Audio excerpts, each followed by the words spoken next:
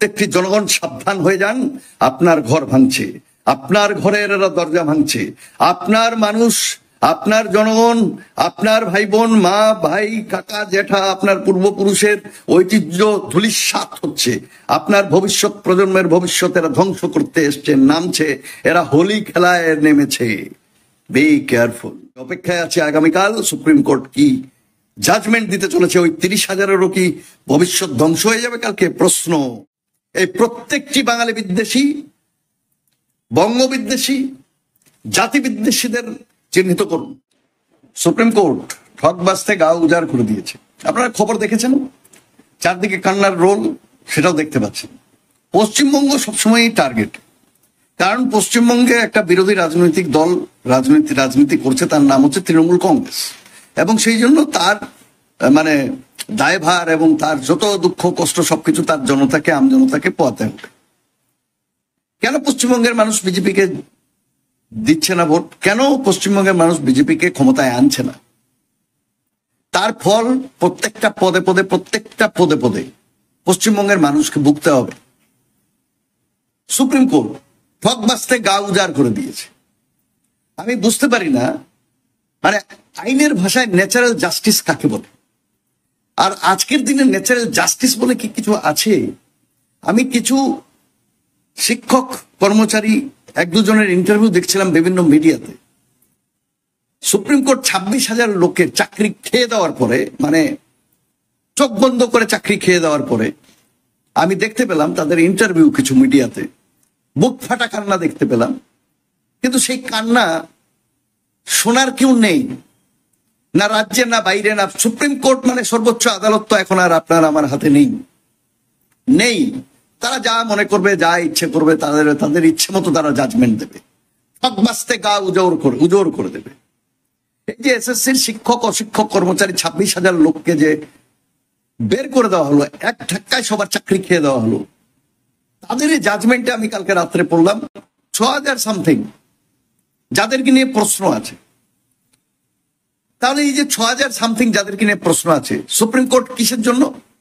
প্রধান বিচারপতি কি দেখা উচিত, কি দেখবে? Natural justice. ন্যাচারাল জাস্টিস আমাদের কি বলে? ন্যাচারাল জাস্টিস বলে একদম পরিষ্কার, ন্যাচারাল জাস্টিস একদম পরিষ্কার, 10 জন 100 জন 1000 জন অপরাধী যদি বেরিয়ে যাক, যদি তাদের ধরা না যায়, যেতে পারে, চেষ্টা করা হবে, আবার চেষ্টা করা হবে ধরতে। কিন্তু অপরাধীদের ধরতে গিয়ে একজন নিরপরাধ যেন শাস্তির শিকার না হয়, অপরাধীদের ধরতে গিয়ে একজন নিরপরাধকে যেন শাস্তি দেওয়া না হয়, সে যেন কোন ধরনের অন্যায়ের সম্মুখীন না হয়। That is the natural justice system of this country. তো সেই ন্যাচারাল জাস্টিস সিস্টেম কোথায়? আমি আজকে প্রধান বিচারপতিকে জিজ্ঞেস করতে চাই, where is the natural justice? কোথায় ন্যাচারাল জাস্টিস? 6,000, 2,000, 5,000, 10,000 যদি 26,000 জন যদি পয়সা দিয়ে চাকরি কিনে নিয়ে থাকে, টাকা ঘুষ দিয়ে যদি কিনে নিয়ে থাকে, তাহলে তার তদন্ত হতে হবে। সেই তদন্ত আমাদের ইন্ডিয়ান জাস্টিস সিস্টেমের আন্ডারে নিয়ম কানুন, এভিডেন্স অ্যাক্ট, এই সমস্ত কিছু মেনে তদন্ত করে তথ্য প্রমাণ সাপেক্ষে শাস্তি হবে। এবং সেই শাস্তির মধ্যে শুধু শিক্ষক অশিক্ষক কর্মচারী সবাইকে কেন? যারা ঘুষ খেয়েছে, সে যে কোনো দল হোক, যে কোনো হরিদাস পাল হোক, যে ঘুষ খেয়েছে সে তো প্রধান অপরাধী। যদি ঘুষ খেয়ে শিক্ষক এবং অশিক্ষক কর্মচারীদের যদি অ্যাপয়েন্টমেন্ট হয়ে থাকে, এবং তার জন্য যে দায়ী, আসল দায়ী, যে বা যারা আসল দায়ী, যারা টাকা খেয়েছে, তাদেরকে আইনের আওতায় কেন হবে না আনা? তাদেরকে আইনের আওতায় কেন আনা হবে না? তাদের বিরুদ্ধে তদন্ত করে সেই সমস্ত চেহারাগুলোকে সামনে কেন আনা হবে না? কেন জনতা দেখবে না যে এরা কারা ছিল? চোর জোচ্চোর যাদের জন্য আজকে গা উজোর হয়ে গেছে পশ্চিমবঙ্গের, সেই তদন্ত কোথায়? সেই তদন্ত কারা করেছে, কাদের পেয়েছে? যদি 6,000 সামথিং যদি চাকরি নিয়ে থাকে ঘুষ দিয়ে, তাহলে তাদের বিরুদ্ধে তদন্ত না করে, তাদেরকে দোষী সাব্যস্ত করে শাস্তি না দিয়ে সমস্ত বাংলার জনগণকে কেন এই শাস্তি দেওয়া হয়েছে আমি জানতে চাই প্রধান বিচারপতি আপনার কাছ থেকে। Where is the natural justice system right now? আপনারা কেউ প্রশ্নের ঊর্ধ্বে নন, কেউ প্রশ্নের ঊর্ধ্বে নন। আজকের দিনে আমরা অনেকগুলো আমরা জাজমেন্ট দেখছি এবং সাধারণ মানুষের মনে সন্দেহ আসছে আজকের দিনে। আমরা কথায় কথায় বলতাম যে দেখে নেব কোর্টে, যদি আমি ন্যায়ের পথে থাকি, আমি যদি অন্যায় করে না থাকি, আমি যদি সত্যি কোনো কাজ করে থাকি যার জন্য আমাকে যদি ফল ভুগতে হচ্ছে অন্যায় ভাবে, তাহলে আমি কোথায় যাব? আমি আইনের বারান্দায় যাব, lower court, high court, supreme court. আর সেখানে গিয়ে যদি ন্যাচারাল জাস্টিস যদি না পাই, তাহলে কোথায় যাব? কোথায় যাব? বিশ্বের কোন দরবারে যাব? ইন্টারন্যাশনাল ল অফ কোর্টে যাব? কোথায় যাব? আমি জানতে চাই আজকে। এবং এই প্রশ্ন শুধু প্রত্যেকজন বিচারপতির কাছে আমি আজকে ছুড়ে দিলাম নয়, প্রত্যেকজন আইন প্রণয়নকারী যারা আছেন এই দেশে, যারা জনতার ভোটে জিতে বিভিন্ন বিধানসভা এবং লোকসভা, রাজ্যসভায় আছে, তাদের কাছেও আমার আজকে এই প্রশ্ন ছুড়ে দিলাম। প্রশ্নের উত্তর আপনাদের দিতে হবে আজকে দিন অথবা কালকে, ভদ্রভাবে ভালোভাবে দিন, অথবা মানুষ ঘিরে নিয়ে আপনাদের যদি জিজ্ঞেস করে তখন আপনারা দিতে হবে। আপনাদের এই প্রশ্নের উত্তর, এই প্রশ্নের সম্মুখীন আজকে হোক কালকে হোক হতে হবে। আমার জীবদ্দশায় না হোক, তারপরেও হবে, আপনাদের এই প্রশ্নের উত্তর দিতে হবে। পরিষ্কার কথা। তো আমি জানতে চাই, where is the natural justice? আপনারা জানেন 26,000 আজকে শিক্ষক এবং অশিক্ষক কর্মচারীদের এক কলমের খোঁচায় তাদের চাকরি চলে গেছে। একজন আত্মহত্যা করেছে, ইয়েস, একজন আত্মহত্যা করে নিয়ে আত্মহত্যার চেষ্টা করেছে। কে দায় নেবে? এই সমস্ত কে দায় নেবে? আজকে তাদের বাড়ির অবস্থা কি? তাদের কান্নার রোল কে শুনছে? কে শুনছে তাদের কান্নার রোল? তাদের জীবন ভবিষ্যৎ ধ্বংস করে দেওয়া হলো। পশ্চিমবঙ্গকে সবসময় টার্গেটে নিয়ে নেওয়া হয় কেন? কাকে সুবিধা করে দেওয়ার জন্য পশ্চিমবঙ্গে এই সমস্ত করা হয়? আমি জানতে চাই আজকে কাদের সুবিধার্থে এই সমস্ত করা হয়। এবং আরেকটা প্রশ্ন, এই এসএসসি শিক্ষক অশিক্ষক কর্মচারী পশ্চিমবঙ্গ ছাড়াও আমাদের পাশের রাজ্য, অনেকগুলো রাজ্যে এই সমস্ত রিক্রুটমেন্ট হয়েছে, চলছে।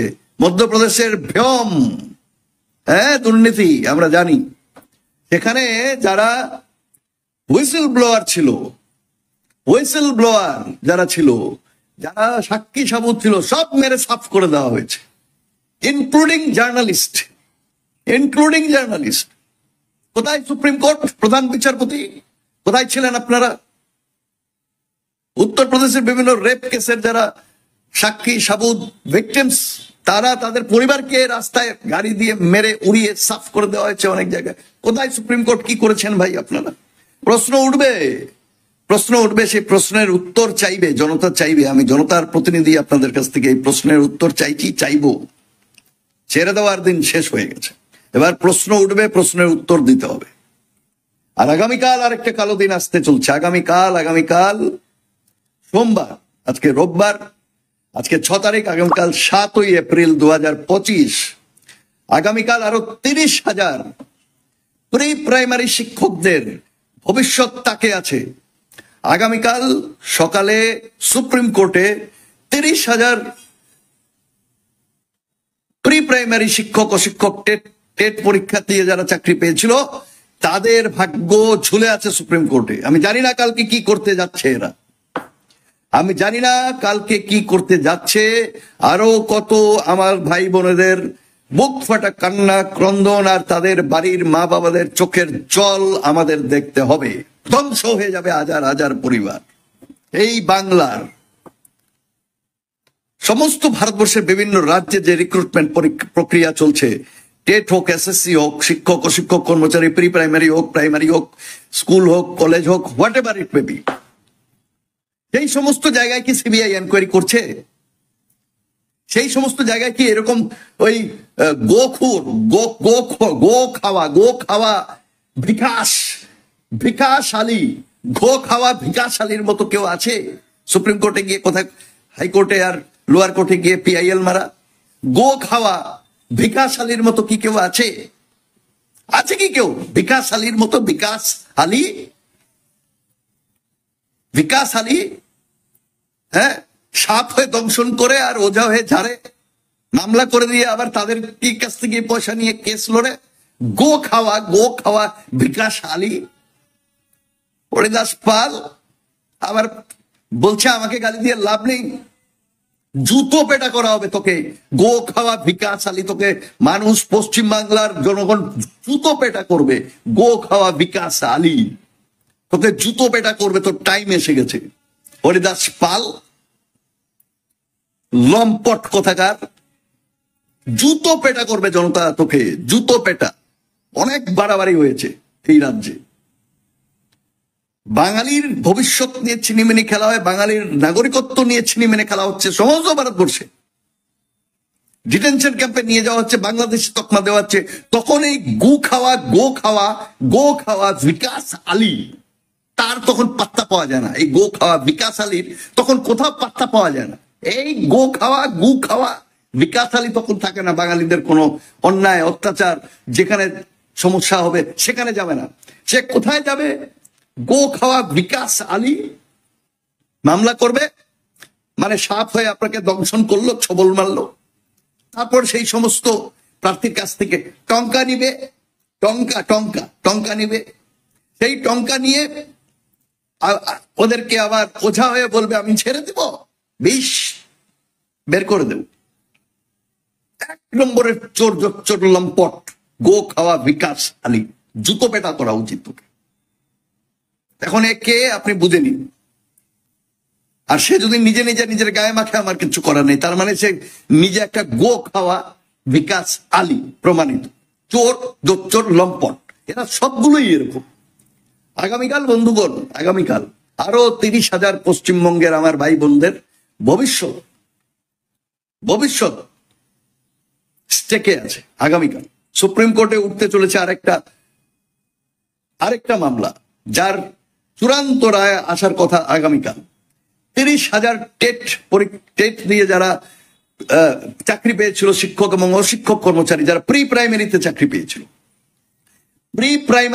চাকরি পেয়েছিল যারা, তাদের আগামীকাল সুপ্রিম কোর্টে রায় বেরোনোর কথা। হয়তো বেরোবে কাল, হয়তো কালকেও কোনো এক বিচারপতি এক কলমের খোঁচায় এই 30,000 আমার ভাই বোনদের চাকরি খেয়ে নেবে। কোনো ন্যাচারাল জাস্টিস হবে না, যে যা ইচ্ছে তাই করছে। একজন যদি মার্ডার করে আসে, আমি আজকে এই প্রধান বিচারপতির থেকে শুরু করে প্রত্যেকটা বিচারপতির কাছে প্রশ্ন রাখতে চাই, এবং এর উত্তর আপনাদের দিতে হবে। আজকে হোক কালকে হোক দিতে হবে। মানুষ কিন্তু আপনার কাছ থেকে উত্তর নেবে। একজন মার্ডার করে যদি আসে, আর একজন যদি মার্ডার করে না আসে, দুইজন অভিযুক্ত, দুইজনের উপরে মার্ডার কেস, একজন মার্ডারে অভিযুক্ত আর একজন মার্ডার করেনি অভিযুক্ত, তো আপনি কি তদন্ত করে তথ্য প্রমাণ সাপেক্ষে আপনি ন্যাচারাল জাস্টিস ডেলিভার করবেন, না কিভাবে করবেন? আমি জানতে চাই আপনাদের কাছ থেকে কি চলছে এই দেশে এই মুহূর্তে। আমাদের সাধারণ মানুষ, তারা যদি কখনো কোথাও কোনো অন্যায়ের সম্মুখীন হয়, তারা কোথায় বিচার চাইতে যাবে? আমি আজকে এই প্রশ্ন রেখে গেলাম আমার এই লাইভে। সাংঘাতিক ভয়ঙ্কর একদিন চলছে এবং ভয়ঙ্কর দিন এসে গেছে। একটা ফ্যাসিস্ট রাজত্বে আছি আমরা, এবং একটা ফ্যাসিস্ট রাজত্ব শুরু হয়ে গেছে, এক নায়কতন্ত্র শুরু হয়ে গেছে। তার দামামা 14 বছর ধরে বাজছে, আপনারা শুনতে পাননি। সেই দামামা বাজতে বাজতে এখন আপনার ঘরের দরজায় এসে কড়া নাড়ছে, আপনার দরজায় এসে কড়া নাড়ছে। আর বাংলার জনগণ যারা বিজেপি আর সিপিএম করছেন, শুনে নিন, আপনার রাজ্যের ভাই বোনদের চাকরি গেছে, এরা আপনারই পরিবারের একজন, আর আপনারা উল্লাস করছেন। মানুষ দেখছে এই উল্লাস আপনাদের বেশি দিন থাকবে না। সাবধান। এই যে উল্লাস করছেন, আর যেটা নিয়ে রাজনীতি না করার সেটা নিয়ে রাজনীতি করছেন, যাদের চাকরি গেছে তাদের পাশে দাঁড়াচ্ছেন না। তাদের পাশে দাঁড়িয়ে এক ফোঁটা সহানুভূতি দেখানো দূরের কথা, আপনারা মকারি করছেন। বিভিন্ন সোশ্যাল মিডিয়াতে, বিভিন্ন নিউজ চ্যানেলে বসে ফাজলামো করছেন। আর বিভিন্ন গদি মিডিয়া, অর্ণব গোস্বামীর বাঙালি বিদ্বেষী, হিন্দু বাঙালি বিদ্বেষী চ্যানেল ফিপাবলিক বাংলা, এটা বাংলা নয় বাংলা, ফিপাবলিক বাংলা, বাংলা বিরোধী, বাঙালি বিদ্বেষী, বাঙালি হিন্দু বিদ্বেষী চ্যানেল, সাবধান। তোমাকে আমি চিনি, তোমার চ্যানেলকে আমি চিনি, আর কেউ চিনুক না চিনুক আমি তোমাকে জানি। তুমি কি জিনিস, তুমি তো বাঙালি নও। এখানে অনেকে বাঙালি ধরে নিয়েছে, প্রণব স্বামী বাঙালি নয়, এ বাঙালি নয়, ঠিক আছে? আমি চিনি এই লোকটাকে খুব ভালো, যে চ্যানেলে বসে ইন্টারভিউ দিয়েছিল যে বাংলাদেশি, সে হিন্দু হয়েছে তো কি হয়েছে, তাকেও বের করে দিতে হবে আসাম থেকে। তার নিজের মুখের কথা, এ আজকে হিন্দু হিন্দু বানায়, হিন্দু হিন্দু মারায়, তার মুখের কথা ডাউনলোড করা আছে আমার ভিডিও।